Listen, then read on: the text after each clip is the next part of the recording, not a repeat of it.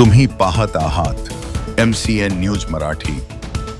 3.5 शुभ मुहूर्तांपैकी एक असलेला अक्षय तृतीया हा हिंदू धर्मातील शुभ दिवस आहे। या दिवशी केलेले दान किंवा धर्माचे कार्य अक्षय मानले जाते।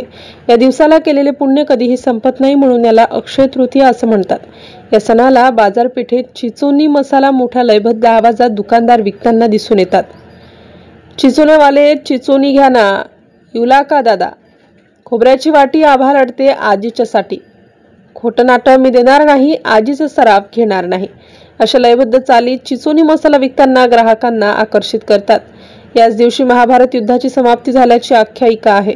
हा दिवस माता अन्नपूर्णा यांचा वाढदिवस सुद्धा मानला जातो।